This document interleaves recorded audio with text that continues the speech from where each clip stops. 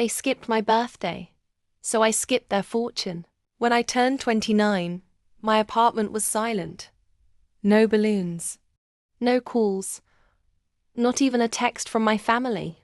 I sat alone with a store-bought cupcake and a single candle, whispering, "Happy birthday, loser." That night, I promised myself something. One day, they'd regret ever making me feel invisible. 3 years later, they did. My tech company, Lunaris AI, had just been featured on Forbes' 30 Under 30 list. $35 million in revenue. International contracts. My face on the cover. The same family who ghosted me suddenly remembered my number. And they didn't come empty-handed. They showed up at my penthouse with cake, wine, and the fakest smiles you've ever seen. "We're so proud of you, honey." My mom squealed, her voice dripping with greed. My brother raised his glass. "You've really made it, sis. We always knew you would. Always knew." "Please." I let them talk. I smiled, nodded, laughed when they laughed. Then my father slid an envelope across the marble table.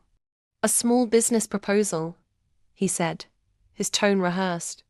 "We thought maybe you could invest in a family project. We've already set up the company name, Lunaris Legacy. Perfect fit, don't you think?" My champagne nearly spilled from how hard I was trying not to laugh. They named it after my company. But instead of blowing up, I played along. "Sounds interesting," I said sweetly. "How about we meet at my office tomorrow to finalize things?" They grinned, clinking glasses. They thought they had me. The next day, I invited them to the Lunaris headquarters. 30 floors of glass and steel overlooking San Francisco. When they arrived, cameras were already rolling. My assistant handed them contracts to sign for documentation. They didn't even read them, too blinded by greed. Once their signatures were sealed, I gestured toward the huge monitor behind me.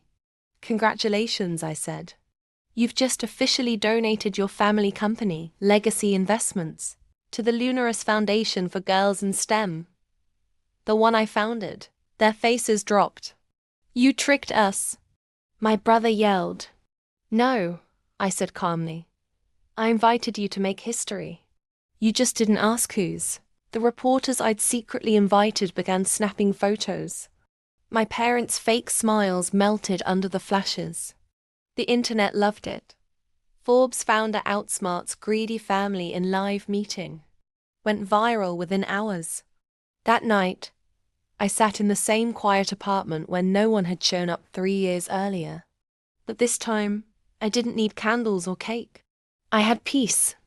And when my mom called crying, begging for forgiveness, I simply said, "You should have been there when I had nothing." I hung up, smiled, and poured myself a glass of wine. Revenge never tasted this smooth. If you love stories where karma dresses in designer heels and serves revenge colder than champagne, hit that subscribe button right now. Because the next story, oh, it's even sweeter.